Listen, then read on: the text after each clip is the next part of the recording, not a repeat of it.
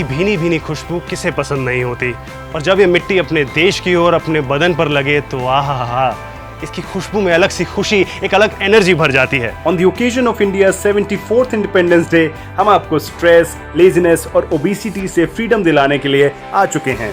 मैं हूं रवि शर्मा और फिट इंडिया फ्रीडम सीरीज के इस एपिसोड में आज हम आपको ले चलेंगे उत्तर प्रदेश, जहां की बहुसंस्कृति केवल ऐतिहासिक ही नहीं, बहुत प्रेशियस भी है। और इसी संस्कृति का एक अहम हिस्सा है एक ऐसा खेल जिसमें है देश की मिट्टी की महक और साथ ही देश की पहचान, ताकत और कला का एक कमाल संगम।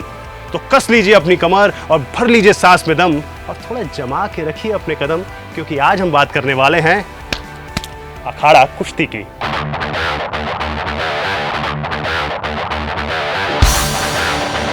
अखाड़ा कुश्ती या पहलवानी इंडियन रेसलिंग का ट्रेडिशनल रूप है, जिसकी जड़ें जाती हैं प्राचीन काल के भारतीय मल्ल युद्ध और पर्शिया के वर्जेश ए पहलवानी तक। कुश्ती खेल है न सिर्फ ताकत का बल्कि एकाग्रता और ध्यान का भी, जो भारत में सदियों से चली आ रही गुरु शिष्य परंपरा की पहचान भी है। कुश्ती के खिलाड़ियों को पहलवान बुलाया जाता है और उनके गुरुओं को बुलाया जाता है उस्ताद। जहां उस्ताद अपने पहलवानों को इस कला के गुण सिखाता है, उस जगह को कहते हैं अखाड़ा, यानी कुश्ती का विद्यालय। यहीं कुश्ती के मुकाबले भी आयोजित होते हैं।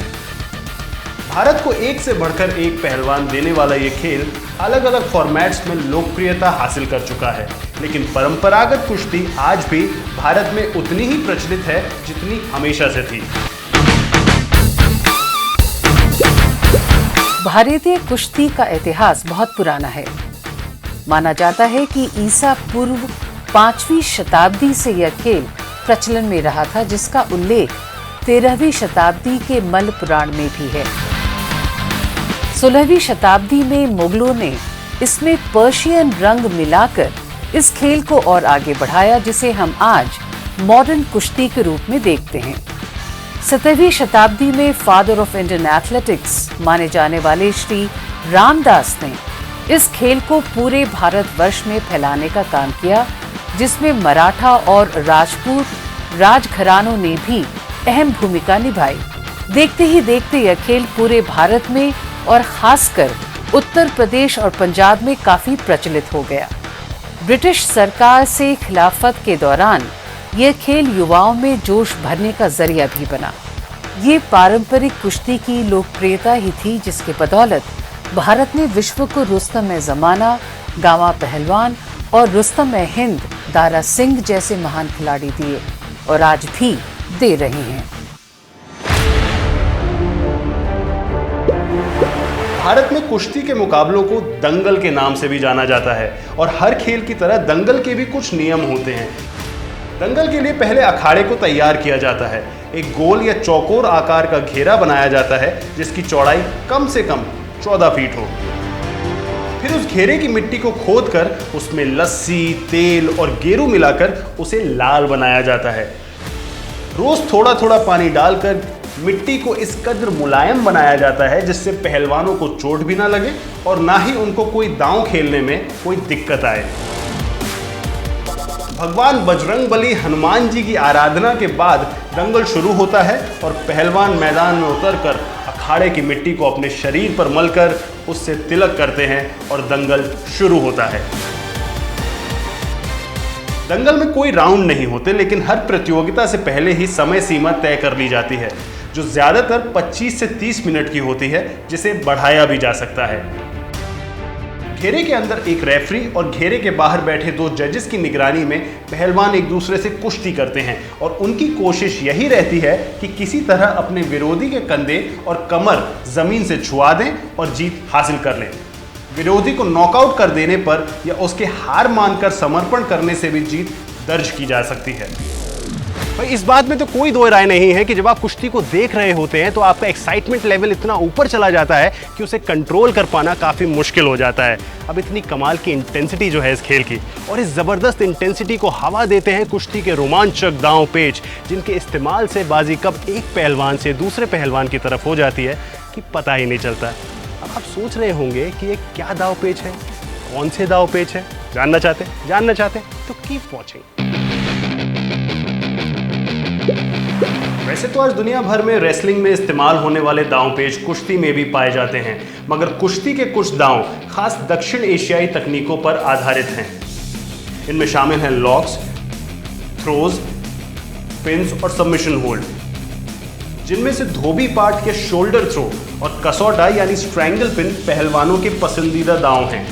इनके अलावा भी पहलवान दंगल में कई तरह के दांव इस्तेमाल करते हैं, जैसे भराली, धाक, मछली गोता और मुल्तानी। वहां पहलवान अपने दांव के साथ तैयार रहते हैं और यहां दर्शक अपनी तालियों के साथ।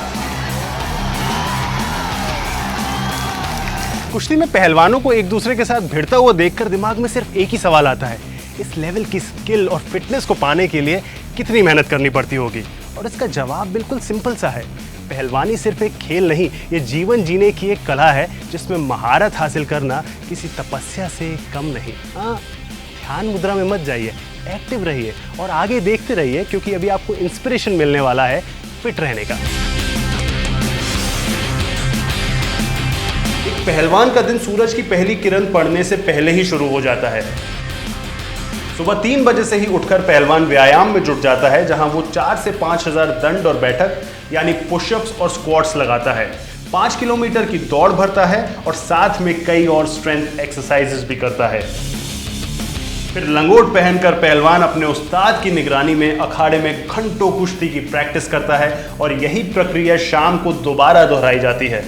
साल के 365 दिन बिना मौसम के बदलते मिजाज की परवाह किए एक सच्चा पहलवान पूरी लगन से इस रूटीन को फॉलो करता है। अपने व्यायाम के लिए पहलवान नल, गर्नल और गदा जैसे उपकरणों का भी इस्तेमाल करता है। व्यायाम के साथ साथ एक पहलवान को अपनी खुराक का भी बेहद ख्याल रखना पड़ता है। एक पहलवान की डाइट में दूध, घी, फलों और बादाम का बहुत महत्व होता है और तंबाकू या अन्य मादक पदार्थ बिल्कुल वर्जित होते हैं। ऐसी कड़ी तपस्या के बाद ही कोई दमदार पहलवान बन पाता है। वैसे तो अखाड़ा कुश्ती ओलंपिक स्पोर्ट नहीं है, मगर इसके अनुशासन और दांव पेच से प्रेरणा लेकर आज भारत के कई खिलाड़ी मॉडर्न रेसलिंग में भी देश के लिए पदक ला रहे हैं। अपनी मिट्टी से ऐसा गहरा रिश्ता जोड़ने वाले खेल बहुत ही कम होते हैं। जब आप अपने देश की मिट्टी को ही गले लगाकर मैदान में उतरते हैं, तब खेलने वालों का जज्बा और देखने वालों का मजा एक अलग ही आसमान पे होते हैं। तो ये थी कहानी अखाड़ा कुश्ती की और हमारी फिट इंडिया फ्रीडम सीरीज का आखिरी एपिसोड। लेकिन हम वादा करते हैं कि हम जल्द लौटेंगे कुछ और नए इंडिजिनस स्पोर्ट्स के साथ, जो कि हमारे देश का नाम पूरी दुनिया भर में रोशन कर रहे हैं। तब तक के लिए स्टे फिट इंडिया। जय हिंद।